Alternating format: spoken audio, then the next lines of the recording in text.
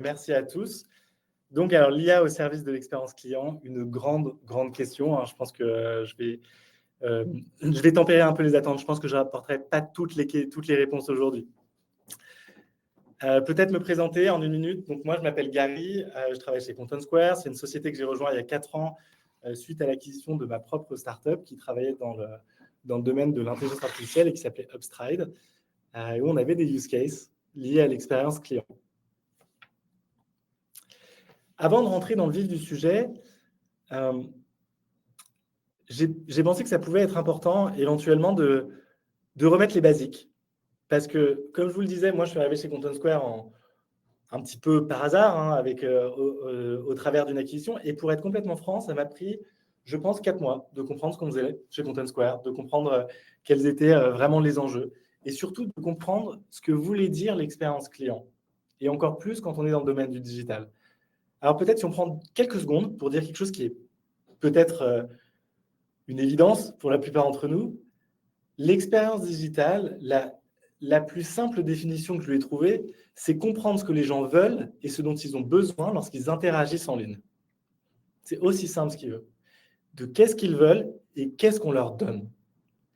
Et ça, quand on comprend ça, on comprend que l'un des principaux challenges quand il s'agit de l'expérience client digitale, c'est comment est-ce qu'on réconcilie ce gap entre les attentes des consommateurs quand ils viennent sur nos plateformes digitales qui sont souvent basées sur la réplique de ce qu'ils vivent dans la vie réelle, pensez à quand vous allez dans une boutique, et ce qu'ils ont réellement quand ils sont sur des sites qui ne marchent pas toujours comme ils voudraient.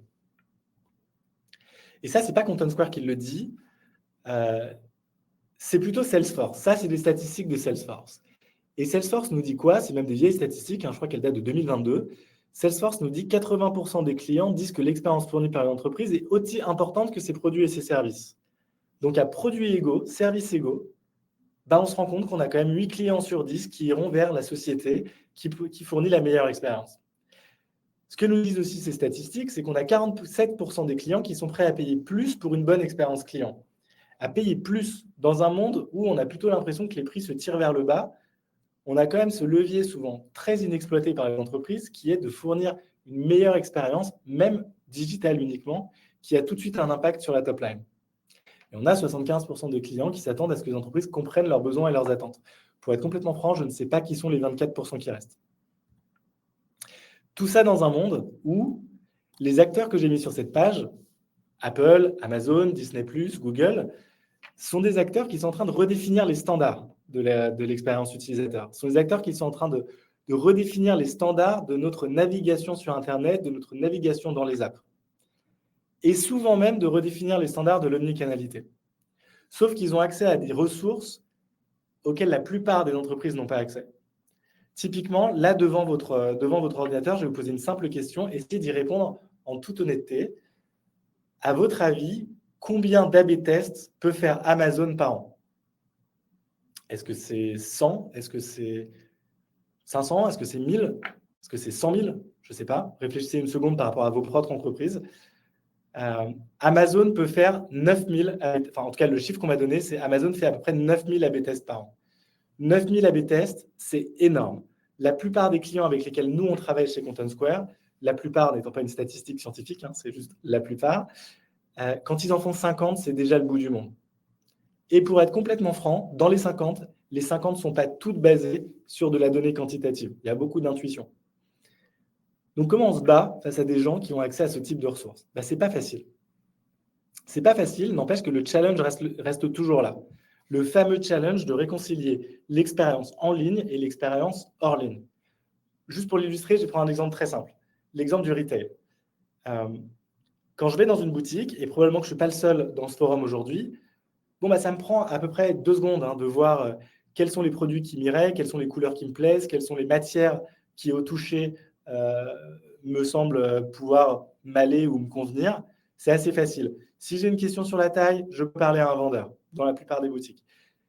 Et quand il s'agit, je peux essayer sur place d'ailleurs, et quand il s'agit du checkout, si la personne en face de moi veut faire de l'embasement et veut me demander mon adresse email, libre à moi d'accepter ou de ne pas accepter, pas de problème. Si ma carte bleue ne marche pas, libre à moi de demander celle de ma femme. Mon point, c'est que l'expérience dans la vie réelle, elle est quand même facile. Maintenant, si je transpose ça sur la vie digitale, on a des pages produits, on a la home page, on a les produits. Est-ce que je me login? Est-ce que je me login pas? Est-ce que la livraison est offerte, pas offerte? Est-ce que je serai chez moi? Est-ce que la couleur sur l'image correspond à la couleur en réalité? Il y a un gap d'expérience qui est monumental. Et ce gap, il faut absolument qu'on réussisse à le combler. Sinon, cette statistique sera toujours vraie. La statistique que je vous montre aujourd'hui, c'est le point de départ de Content Square. C'est le point de départ de Content Square en 2011, je crois. Quand on rentre dans une boutique, on a 30% de chance de sortir avec un paquet. Quand on rentre sur un site internet, c'est 3%. Malgré tous les efforts qu'on a mis dans cette industrie, tous les investissements et tout ce à quoi vous pouvez penser, cette statistique 30%, 3%, qui était vraie il y a 15 ans, elle est vraie encore aujourd'hui. Il y a fort à parier qu'elle soit encore vraie pour quelques années. Ça, c'est pas une super nouvelle, mais c'est quand même notre challenge et c'est là qu'est notre opportunité. Et quand on parle d'opportunité, on peut déjà commencer par se poser la question de savoir on en est où des parcours en ligne? Parce que là, on a regardé les statistiques, mais on en est où des parcours en ligne? Eh bien, je ne sais pas vous, de votre côté de l'écran, mais j'ai plutôt l'impression qu'on est en train de naviguer dans un chaos. Pas possible.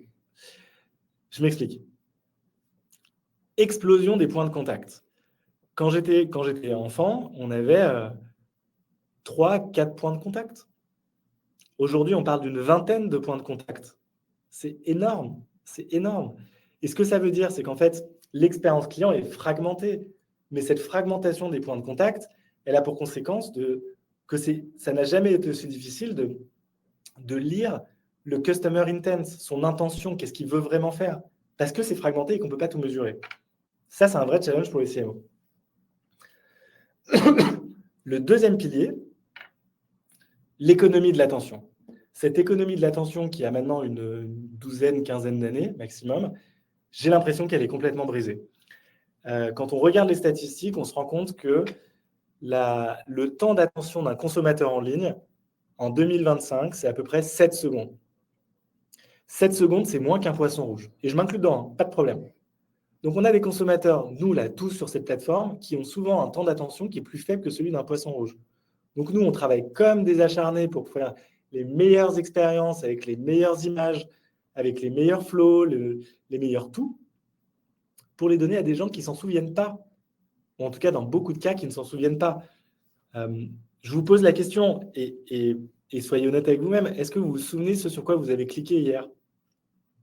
Moi, je ne m'en souviens pas. En tout cas, de manière certaine, je ne me souviens pas de tout. La réalité, c'est que les gens ne se rappellent plus sur quoi ils cliquent. L'économie de l'attention est brisée. Et le troisième pilier de cette navigation dans le chaos, et je représente Content Square aujourd'hui, donc je ne devrais peut-être pas le dire, mais j'ai de plus en plus le sentiment que les mesures qu'on utilise depuis 10 à 15 ans, le conversion rate, le bounce rate, ce genre de choses, ça n'a plus aucun sens. Bon, je suis peut-être un peu provocateur en disant que ça n'a plus aucun sens. Mais ce que je veux dire par là, c'est que ce qui compte, c'est plus tant de comprendre le comportement à l'échelle de la page. Ce qui compte, je pense, maintenant pour naviguer ce chaos, c'est de comprendre le customer intent, l'intention. Et l'intention, malheureusement, c'est un pattern.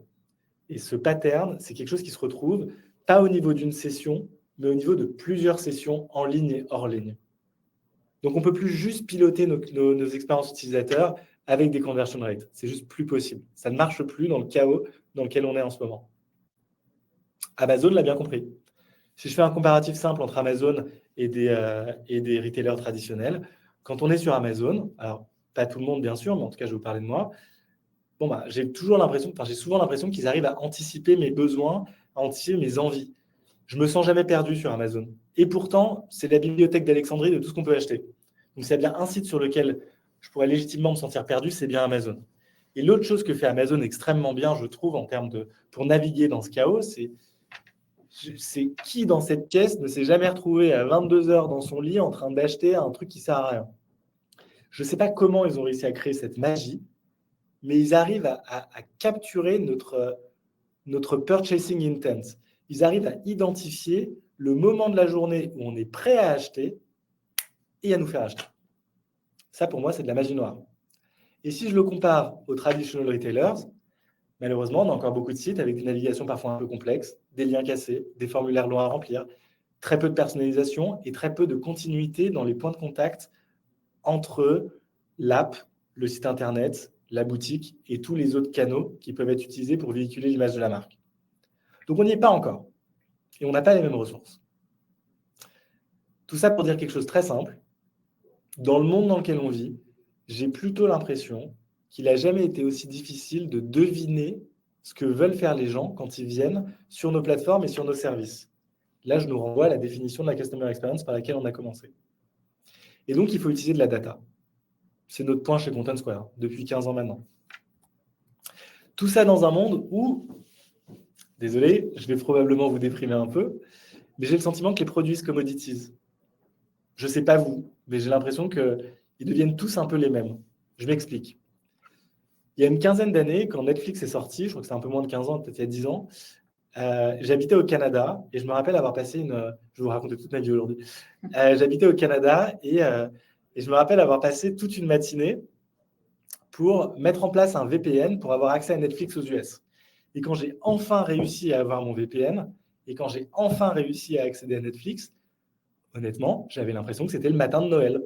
C'était le matin de Noël, j'avais accès à une librairie de contenu qui me paraissait complètement illimitée. J'avais envie de tout regarder. 2025, j'ai accès à tous les logos sur la page. Je ne regarde plus rien. L'excitation est complètement partie pour moi. Peut-être qu'elle reste pour certaines personnes, mais j'ai plutôt l'impression que l'excitation d'aller sur les plateformes de streaming, elle n'est plus là, ou en tout cas, elle n'est plus au même niveau. Un autre exemple, le smartphone. Mon premier iPhone, je l'ai eu en 2007. Et quand je l'ai eu, je me rappelle l'unboxing, c'était extraordinaire. Le toucher du téléphone, l'écran du téléphone, le fait qu'on pouvait, que c'était tactile, la connexion Internet, c'était juste extraordinaire. Les apps, c'était une révolution. Et j'avais vraiment l'impression d'appartenir à un petit groupe de gens extrêmement sophistiqués et futuristes. Bon, c'était en 2007. 18 ans plus tard, il y a 3 semaines, j'ai emmené ma nièce acheter son premier smartphone. C'est une histoire vraie. Je l'emmène chez Darty et là, je réalise qu'en fait, c'est devenu tous les mêmes. Un grand écran, une caméra haute résolution, un processeur ultra rapide. Tous les mêmes. L'excitation était complètement partie. Mais complètement partie, en tout cas pour moi. Et je vais m'aller un cran plus loin. Si on regarde l'iPhone 16, par exemple, il est un peu plus grand, un peu plus fin que l'iPhone 15, mais bon, on est dans l'amélioration marginale à ce stade. On n'est plus dans la révolution. L'excitation est partie. Et je pourrais continuer comme ça pendant longtemps avec des exemples. Pensez à la dernière fois que vous avez dû acheter un téléviseur. Bon, on a le choix entre OLED, micro-OLED, QLED, plein de trucs comme ça. Ok, cool, mais bon, l'image, elle est top. Voilà, bon, l'excitation de s'acheter une nouvelle télé, elle est un peu partie. Uber, quand c'est arrivé à Paris, c'était la folie. Je me rappelle, c'était dingue. On avait un taxi, on avait une voiture qui pouvait venir nous chercher en bas de chez nous, avec quelqu'un en veste de costume qui nous offrait des bonbons et des bouteilles d'eau. C'était fou. Bon, maintenant, quand moi, je dois prendre un taxi, j'ouvre mes trois apps que j'ai sur mon téléphone et je prends celle qui est soit le moins cher, soit la plus rapide. L'excitation est partie. Et pour ce qui est des airlines, si je mets de côté les gens qui voyagent beaucoup et qui voyagent en choisissant pour leurs miles, la plupart d'entre nous, quand on voyage pour nos vacances, on choisit quand même le billet le moins cher. Il n'y a plus de customer experience. Il reste des compagnies qui essaient de développer leur customer experience. Mais pareil, l'excitation est en train de partir. Pourquoi est-ce que je vous raconte toutes ces histoires ? Je vous raconte ces histoires parce que j'ai l'impression de plus en plus que la différenciation, un des enjeux majeurs pour toutes les entreprises, Content Square inclus, ne concerne plus uniquement le produit. La différenciation maintenant, c'est la marque, la customer experience, l'histoire qu'on raconte à nos clients et la valeur que nos produits peuvent leur apporter. Et c'est ce quatuor qu'il faut qu'on essaye de maximiser. Et ça, c'est un gros changement de logiciel, parce que pendant longtemps, on a vendu des produits. Maintenant, on vend des histoires, on vend une marque, on vend une expérience. C'est un énorme challenge pour nos clients et pour les gens à qui on parle au jour le jour. Tout ça dans un monde où il existe ce que moi j'appelle le paradoxe du consommateur. Alors, le paradoxe du consommateur, je ne vais pas vous mentir, c'est un truc que j'ai trouvé sous ma douche il y a 1 an et demi. Donc, c'est peut-être n'importe quoi, mais si vous me suivez l'espace de 5 minutes, je peux vous expliquer ce que c'est. Le paradoxe du consommateur, c'est ça. C'est que si vous y réfléchissez bien, on consomme les mêmes produits que nos arrière-grands-parents. Des fruits et légumes, on s'achète des habits, on achète des voitures, on prend des polices d'assurance. La plupart d'entre nous achetons du savon. Bon, en quoi est-ce que c'est différent des habitudes de consommation de ma grand-mère? Vraiment. C'est pas si différent. Vraiment. Pour autant, ça n'a jamais été aussi dur de parler à nos consommateurs. Ça n'a jamais été aussi dur de parler à nos audiences. Si je tire le trait, moi j'ai l'impression que vendre une tomate aujourd'hui, ça coûte beaucoup plus cher que vendre une tomate il y a 20 ans. Et je pense que ça coûte beaucoup moins cher que vendre la même tomate dans 20 ans. Pourquoi?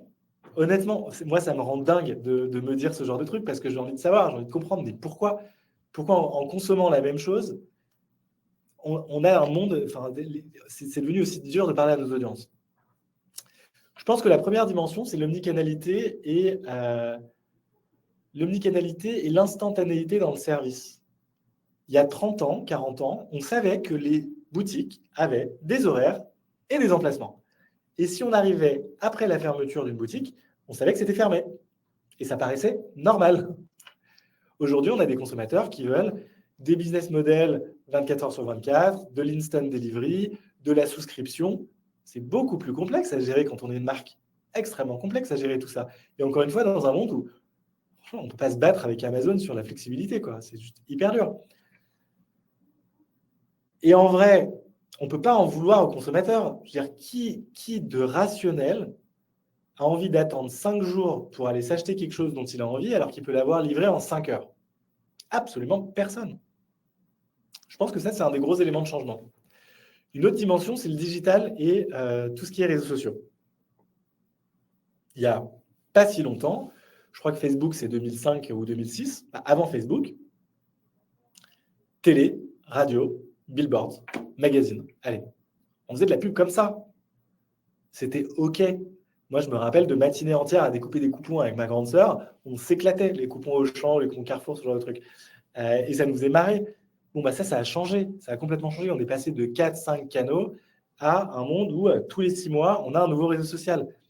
Qui d'entre vous a entendu parler de BeReal? Qui d'entre vous a entendu parler de Yubo? Qui d'entre vous est actif sur TikTok? Hyper dur. C'est hyper dur de suivre ces tendances. Et c'est d'autant plus dur qu'en tant que marketeur, bah, non seulement on a besoin d'être présent sur ces plateformes, OK, mais on a aussi besoin de créer du contenu en continu sur ces plateformes pour rester à la page, pour continuer à donner les bons messages à nos clients. Donc, vous imaginez le niveau de complexité pour chaque nouvelle plateforme. Il faut qu'on se pose la question, est-ce que j'y vais ou est-ce que j'y vais pas? Si j'y vais avec quel budget? Et avec ce budget, je produis quel type de contenu pour quel type de ROI? Alors qu'on vend le même produit. Moi, c'est mon point de départ. On est en train de se créer un niveau de complexité qui est de plus en plus élevé. La personnalisation, c'est aussi une dimension très forte. Pendant très longtemps, avoir des produits et des services uniformes, des expériences one size fit all, ça paraissait complètement normal. Et maintenant, dans un monde où on a des clients qui nous demandent des expériences personnalisées, des messages personnalisés. Sauf que ce n'est pas si facile, parce que je pense qu'on a tous fait l'expérience avec des marques, d'avoir soit d'une part des marques qui nous disent, enfin, soit d'une part de se dire « Ah, mais c'est trop bien, comment ils savent tout ça à mon sujet, c'est génial, je gagne plein de temps ». Et d'autres marques, on a tous un peu tiqué sur mais comment ils savent tout ça sur moi, en fait? Enfin, je n'ai rien partagé. Pourquoi ils savent tout ça, quoi? Donc, cette ligne-là, cette ligne de crête, elle n'est pas évidente à maintenir. Mais ça rajoute au challenge. Et la dernière dimension, sustainability. Quand j'étais un petit garçon, bon, déjà, la Nutella, c'était cool, ou le Nutella, je ne veux pas lancer un débat. Mais surtout, si je repense à ma grand-mère, toute son idée d'être éco-responsable, c'était d'utiliser le même sac plastique jusqu'à ce qu'il se trouve. Là, c'était le summum de la sustainability pour ma grand-mère. Je pense que le monde a changé. Je pense qu'on voit tous que nos clients, quand ils prennent de plus en plus dans leurs décisions, dans leurs critères d'achat, les critères de sustainability. Quand on s'achète une doudoune Patagonia, on ne s'achète pas juste une doudoune pour avoir chaud, sinon on ne la paierait pas aussi cher. On s'achète un sentiment d'appartenance à une communauté. Hyper important. Et surtout, on achète un produit dont on a la conviction que ce produit fait du bien à la planète. Hyper important. Et du coup, quand on comprend ça, ce n'est pas si étonnant de voir que dans beaucoup d'entreprises, les budgets de réduction de la carbone footprint, de réduction de l'empreinte carbone, commencent à être au même niveau que les budgets marketing. Parce qu'en fait, ce sont des leviers de consommation. Je synthétise mon petit paradoxe du consommateur. Mon point est assez simple en fait. Il consiste à dire que les catégories de produits n'ont pas beaucoup changé, mais que ce sont les consommateurs qui ont changé. Et je vais vous donner le secret le moins bien gardé de l'industrie du digital. Ils vont continuer de changer. Ils ne vont pas s'arrêter là. Et ils vont continuer à évoluer vers une espèce un peu bizarre qu'on aura tous de plus en plus de mal à comprendre. Si jamais, pour les gens d'entre vous qui veulent faire une expérience intéressante, si vous n'en avez pas autour de vous, trouvez-vous un adolescent, parlez-lui, c'est extraordinaire. Essayez de comprendre comment il achète, comment il réfléchit. Waouh, c'est un autre monde, c'est une autre espèce. Comment on lui parle à cet adolescent quand nous, on a 40, 45 ans et qu'on a l'habitude de marketer dans un monde où on connaît les codes? C'est hyper dur. En tout cas, moi, je trouve ça extrêmement dur. D'où ce challenge. Comment est-ce qu'on peut continuer, nous, les marques, à nous différencier dans un paysage où les produits se commoditisent et où les clients évoluent aussi vite? Comment on fait pour vendre au-delà du produit? Comment on fait pour parler à nos consommateurs avec des messages qui résonnent pour eux et pas pour le groupe en entier? C'est hyper dur. Je vais vous donner une réponse un peu tarte à la crème, mais j'y crois dur comme fer. Je pense que l'intelligence artificielle va être notre allié pour répondre à ce challenge. Vraiment. Et on le voit déjà arriver. Bon, SEMJ, on les connaît, voilà. Une excellente entreprise qui leverage déjà le GenAI pour de la génération de contenu, mais on en voit d'autres. Bolt, Lovable. Maintenant, on peut créer une app en 10 minutes, ce qui prenait avant 3 mois, une équipe marketing, une équipe de designers, une équipe de dev, se résout en 10 minutes. C'est juste dingue. Gamma, construction de website, 30 secondes. Typeface, Cursor, Pika pour développer du code. C'est assez phénoménal ce qui se passe en ce moment. Typiquement, si je vous prends l'exemple de ChatGPT, je crois qu'il a pris de mémoire, je crois que ça a pris de mémoire un an à Facebook pour avoir 1 million d'utilisateurs, 2 mois et demi à Instagram. De votre point de vue, combien de temps ça a pris à ChatGPT pour avoir 1 million d'utilisateurs? Alors, j'ai un œil sur le chat. Est-ce que quelqu'un a envie de se lancer? 1 million d'utilisateurs pour ChatGPT. Bon, personne ne se lance. Je vous le dis, 5 jours. 5 jours, c'est 5 jours. En 5 jours, vous avez 1 million d'utilisateurs. Et aujourd'hui, on estime qu'il y a 400 millions d'utilisateurs actifs. C'est monstrueux. Alors, si ça vous va, pour rendre la session un tout petit peu plus interactive, je vous propose de jouer ensemble pour voir ce que ça pourrait donner pour nous. Alors, pour jouer ensemble, on va aller sur gamma.app. Et on va créer... Alors, qu'est-ce qu'on va créer? On va créer un site internet. Ce n'est pas du tout là qu'il fallait que je clique. Alors, on veut créer une page web. Donc là, je mets un œil sur le chat parce que je vais avoir besoin de votre aide. Si ça vous va, construisons une entreprise ensemble. Quelle est notre proposition de valeur? Est-ce que quelqu'un a envie de proposer une proposition de valeur simple ou à minima une industrie dans le chat? Tu vois des choses? Ah, il y a un petit délai. Ok, bah écoutez. Non, je regarde, toujours le petit délai. Bon, alors, je n'ai pas accès aux réponses. Qu'est-ce qu'on a envie de créer du coup? On est français, on veut créer une boulangerie. Alors, je lance une boulangerie avec du pain qui se conserve. Vous savez quoi? Je vais créer la boîte de mes rêves avec du pain qui se conserve plus d'1 an. Ce pain est vraiment délicieux. Il ressemble à du pain, mais a un goût de bonbon. L'innovation est basée, je vous dis n'importe quoi, hein, vous reconnaissez le passé d'entrepreneur, ça ne sera probablement pas ma meilleure boîte.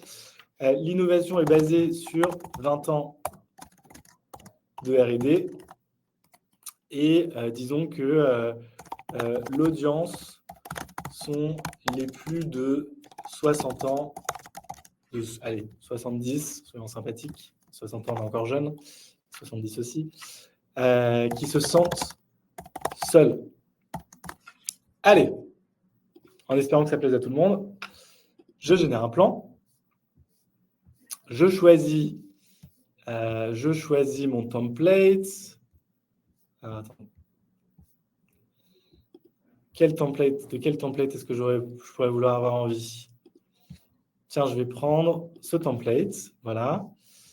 Et dans le style de l'image, je vais dire, je vends du pain, donc je vais dire French.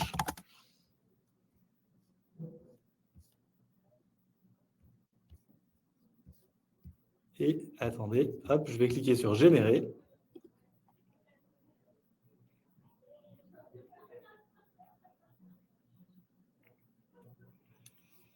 Et vous allez voir l'illustration en temps réel de ce dont je vous parle. Donc, c'est une vraie expérience qu'on fait ensemble. Hein. C'est-à-dire que je n'avais pas préparé le pitch avant. Hein. Il n'y a pas de trick. On va attendre juste 1 minute, le temps que le site se génère. Et on va voir que ce qui prenait des mois ne prend plus que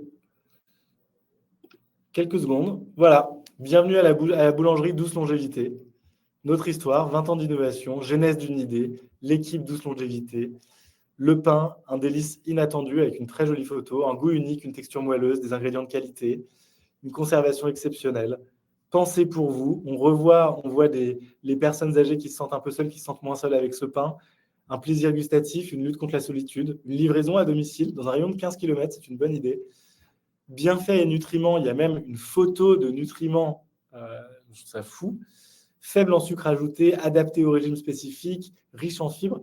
Et combien de temps ça m'aurait pris pour établir cette proposition de valeur? J'ai même des témoignages, tiens. Je ne sais pas ce que vous en pensez de votre côté de l'écran, mais moi, je trouve ça fou. Voilà, je vous le dis, je trouve ça complètement dingue. Je trouve ça complètement dingue qu'on puisse maintenant faire en quelques secondes ce qui nous aurait pris en fait des mois. Voilà, donc si vous ne le faites pas déjà, je vous invite à aller sur ces plateformes, Bolt, Gamma, Lovable, SMJ, et amusez-vous avec. Donc on est dans un monde où finalement, si je fais un peu le résumé, les produits se commoditisent, la tech se commoditise, et on a ce consumer paradoxe. L'IA va se commoditiser, ce qui est aujourd'hui innovation va être mis entre les mains de tout le monde, et donc du coup, je veux dire, on va plus différencier par notre capacité à utiliser Gamma, ça va devenir complètement normal. En revanche, moi, ma conviction pure et profonde, c'est qu'on va rentrer dans un monde où 100% des boîtes vont utiliser l'IA, 99% vont l'utiliser tel quel, et on va avoir 1% des entreprises qui vont comprendre quelque chose de fondamental, qui est que c'est leur vision et leur créativité qui vont continuer à leur permettre d'innover au-dessus de la couche IA. Hyper important. Quelque chose à ne surtout pas perdre de vue. Et donc, si je devais synthétiser, l'un des messages aujourd'hui, c'est tout se commoditise. Le produit, les services, la technologie sont en train de se commoditiser. Ça peut faire peur, mais c'est une opportunité. C'est pour ça que Content Square, on lance de plus en plus d'IA dans nos produits. On a un copilote qui est vraiment très cool. Je vous invite à aller voir. On peut poser des questions à la data et les réponses reviennent de manière structurée. C'est un gain de temps phénoménal. Plus besoin d'avoir un PhD. On a de plus en plus d'IA pour tout ce qui est monitoring. On a des enquêtes consommateurs qualitatives qui sont générées à la volée et envoyées à scale. Ça, c'est vraiment phénoménal. Et on continue comme ça à mettre de plus en plus d'IA dans nos produits. Maintenant, pour les entreprises qui n'ont pas forcément Content Square, par où commencer dans ce monde un peu compliqué? Je pense qu'il faut commencer par la mesure. Pour la mesure, chez Content Square, on fait un benchmark. Le benchmark, il est basé sur à peu près un peu moins de 400 milliards de page views. C'est énorme, 90 milliards de sessions, plus de 6000 sites Internet. Ce benchmark, voilà ce qu'il nous dit. Il nous dit, l'an dernier, le trafic a décru de 3%. La consommation a décru de 7%. Les taux de conversion ont décru de 6%. Mauvaise nouvelle, c'était déjà le cas l'année d'avant. Voilà, chute libre. Premier point de mesure, tous les KPI du web sont en chute libre dans leur globalité. Et si on les regarde par industrie, bon, il y a des industries qui s'en sortent mieux que d'autres, mais globalement, c'est quand même vrai partout. Si jamais ces chiffres-là vous intéressent, je vous invite à aller sur le site de Content Square. On a toute une session dédiée à ce benchmark où vous pouvez jouer et visualiser la data juste pour vous. Mais ce que ça veut dire aussi, c'est qu'une visite n'a jamais été aussi précieuse. Ce qu'on voit aussi dans notre benchmark, c'est que le trafic est en train d'aller de plus en plus sur le mobile. Ça, c'est vrai depuis 10 ans. Sauf que ce qu'on voit plus en détail, c'est que sur le mobile, on passe 30% moins de temps que ce qu'on passe sur un desktop. Sur le mobile, on voit à peu près 2 pages par session contre 6 sur un bureau. Donc, ce que ça veut dire, concrètement, c'est qu'il nous faut une stratégie mobile dédiée parce que quand les consommateurs sont sur mobile, ils ont un temps d'attention beaucoup plus faible. Et donc, on ne peut pas juste adapter nos sites web bureau parce qu'en fait, on a au max 4 minutes pour leur dire ce qu'on leur disait en 6 minutes avant. Et on n'a que 2 pages. Donc, comment on fait pour s'adapter ? La frustration, c'est encore quelque chose de très important. Aujourd'hui, on estime que 44% des sessions sont frustrantes. La plupart des raisons de cette frustration, c'est les heures JavaScript et les temps de chargement. Et sur les temps de chargement, c'est quelque chose qui se fixe bien à supposer qu'on ait les bons outils de mesure. Et toujours sur ces temps de chargement, notre benchmark nous montre des corrélations assez intéressantes où on voit qu'1 seconde de temps de chargement peut être lié à jusqu'à moins 16 points de NPS. C'est juste massif. Donc, par où on commence ? Nos clients sont devenus intolérants aux frictions. Je pense qu'on peut tous se l'avouer. Donc, on fixe les basiques. Le basique, c'est pas d'erreur, pas de lien cassé et des sites rapides. Et on commence à créer des parcours fluides. Une fois qu'on a ça, on s'intéresse au storytelling. Alors, je sais que le Tesla, c'est un exemple qui peut être polémique en ce moment, donc ce n'est vraiment pas le but de cette page. Le but ici, c'est juste de se dire une évidence. Tesla n'a jamais vendu aucune voiture. Tesla a vendu de l'énergie propre, Tesla a vendu le défi du statu quo, la conduite du futur, une mission, mais ils n'ont jamais vendu une voiture. Comment on fait, nous, pour avoir un storytelling qui nous ressemble, qui ne vende plus uniquement les produits ? Parce qu'on se rappelle que les produits sont commodities. Comment on fait pour avoir un storytelling qui soit reflété à chacun des touchpoints de nos consumer journeys ? Que ça soit au moment de l'awareness, au moment de l'achat, au moment de la consommation du produit, ou au moment du réachat ou de quand nos consommateurs en parlent autour d'eux. Et là, ce serait probablement très tentant pour vous de me dire, pour faire tout ça, Gary, il nous faut des données, il nous faut un peu de tech, il nous faut un peu d'argent. Pas du tout. C'est avant tout des opérations. Je m'explique. Si je reste dans le secteur du retail, premier challenge, arriver à faire parler le marketing, le produit, la data, l'UX, les tech. Avec le même langage, la même data, c'est un vrai challenge. Comment on fait pour synchroniser tous ces gens, pour maximiser leur collaboration ? Comment on fait pour être sûr que les 10 choses sur lesquelles ils travaillent sont les 10 bonnes choses sur lesquelles ils doivent travailler ? C'est un problème opérationnel. Si on reste dans le secteur du retail, comment on fait pour parler avec nos marques ? Comment on fait pour s'intégrer au marketplace et toujours mesurer la qualité de l'expérience sur ces marketplaces ? Comment on fait pour insérer dans nos propres expériences des services tierces de manière seamless ? Et quel software stack on met en place pour mesurer cette donnée, pour mesurer ces expériences et enrichir la donnée d'un logiciel à un autre. Ça, c'est un challenge opérationnel. C'est pour ça qu'on existe. Content Square, c'est une plateforme qui est basée principalement sur 4 grands modules. Un module qu'on appelle Experience Analytics qui va collecter tous les clics. Donc, pensez aux mouvements de souris, les scrolls sur les apps, les clics, tout ce genre de choses. Qui va fournir tous les outils d'analyse et de visualisation de ce qui se passe sur ces parcours consommateurs et qui va permettre d'améliorer de manière active le taux de conversion, le taux de rebond et toutes les autres métriques auxquelles on peut penser.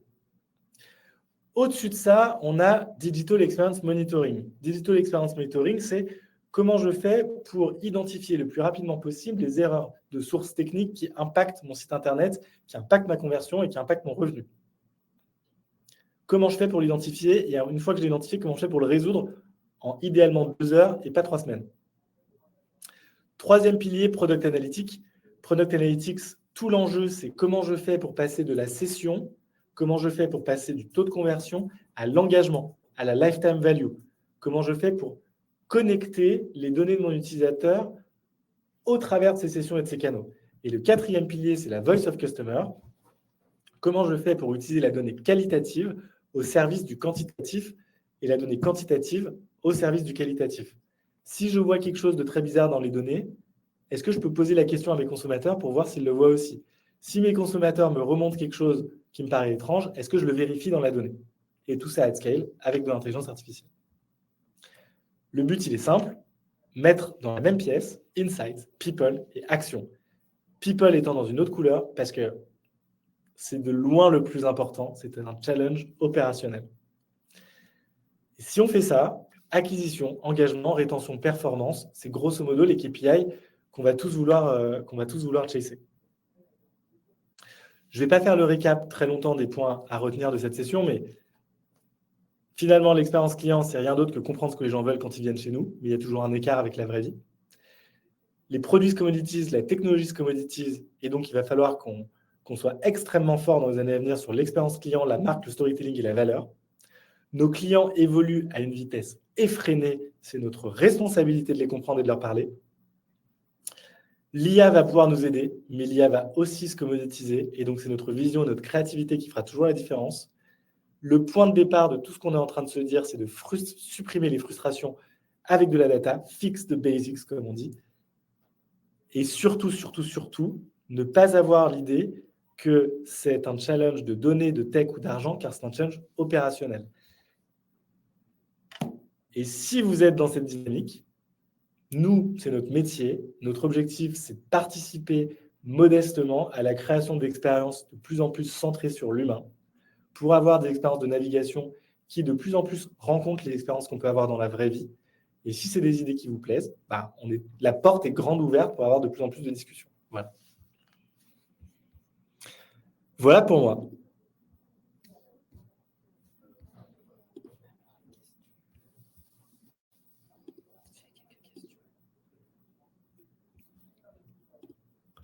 Alors, je vais dans le Q&A.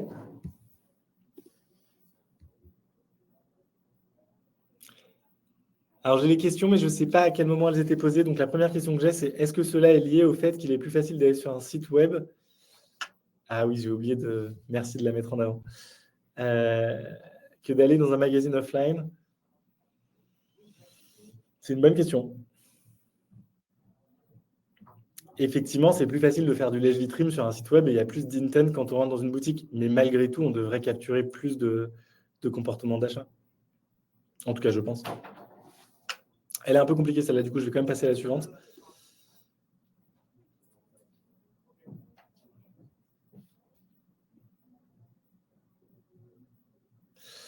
C'est une question intéressante. Je ne pense pas que ça traduise uniquement le passage de l'envie au besoin. Parce qu'en fait, on a encore des produits qui restent novateurs et qui sont des sources d'excitation. C'est juste qu'en fait, la technologie rattrape toujours la technologie. Si je pense à l'iPad, 2 ans plus tard, il y avait des super tablettes proposées soit par Microsoft, soit par Samsung. Si je pense à l'Apple Watch, pareil. Et en fait, ce qu'on voit, c'est qu'aucune innovation est capable de rester soutenable plus de 2-3 ans dans le monde dans lequel on vit. En tout cas, très difficilement. Et donc, c'est ça mon point en fait de les services se commoditisent. Il n'a jamais été aussi facile de reproduire ce que fait notre voisin qui est innovant et tout a tendance à se niveler.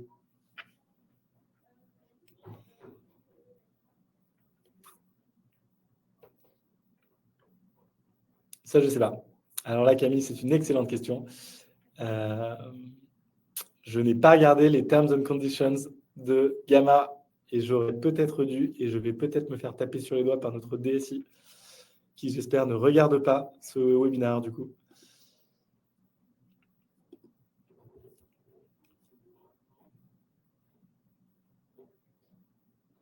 Je crois qu'on peut faire ça, ouais.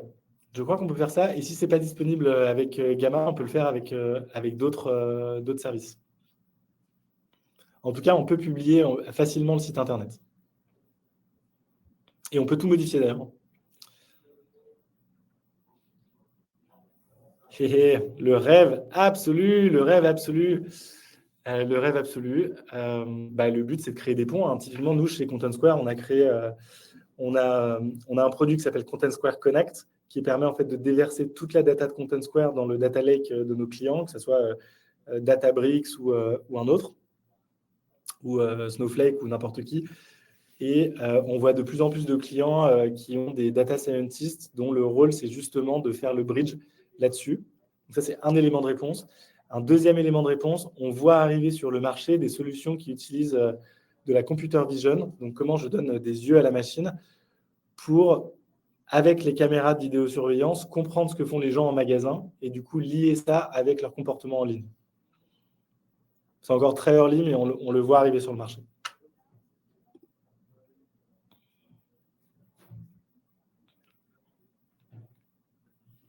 Non, je ne pense pas. À titre perso, je vais donner alors, je vais peut-être lire la phrase. Les futures expériences digitales ne seront-elles pas dans l'avenir juste des chatbots pour découvrir le storytelling et les produits de la marque? Je ne pense pas. Je pense que c'est une vue très extrême de l'évolution des pratiques. Le point and click ne va certainement pas disparaître au profit de l'interface conversationnelle. Ce sera une cohabitation entre les deux, de la même manière que Google cohabitera avec ChatGPT.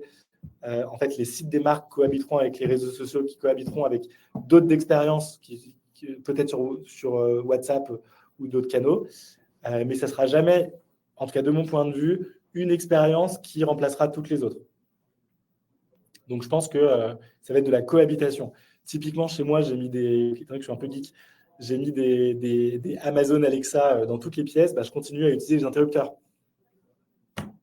On cohabite entre la voix et les interrupteurs. On cohabitera, je pense, dans les expériences dans le futur.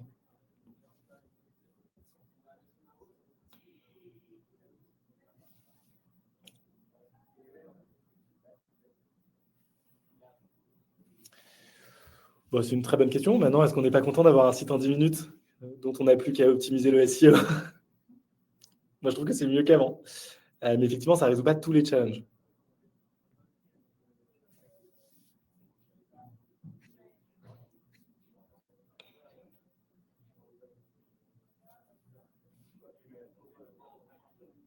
Alors, comment Content Square adapte-t-elle ses capacités d'analyse comportementale en fait, nous, on est ultra RGPD compliant. Je pense qu'on ne pourrait pas l'être plus. On a un partenariat avec la CNIL. En fait, nous, on a l'acceptance des cookies. On ne connecte la data que des gens qui ont accepté les cookies sur les sites. Donc, a priori, nous avons les mains propres.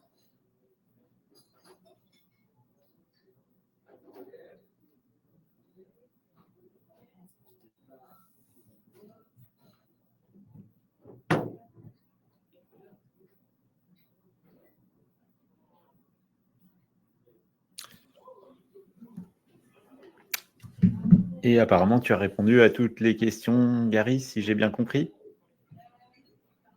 Qu'est-ce que tu as pensé de ton webinar? Est-ce que tu es content? C'est très difficile, c'est pas à moi de le dire. Ah, mais tu peux donner ton ressenti à l'audience. Je crois que l'audience, elle a beaucoup apprécié. Donc, moi, j'ai tout regardé. J'étais en coulisses, là, en train de regarder tout ça. J'ai appris beaucoup de choses. Donc, un grand merci à toi pour ton temps, pour tout le savoir que tu as dispensé à notre audience, que j'ai vu très, très intéressée, et je pense qu'il va te remercier aussi vivement, qu'il a fait d'ailleurs pendant le webinaire et qui a posé pas mal de questions. Voilà. Donc voilà, un très, très grand merci à toi pour ça. Merci à vous. Voilà. Et donc, c'était Gary de Content Square pour vous présenter ce beau webinaire. Et c'est pas fini.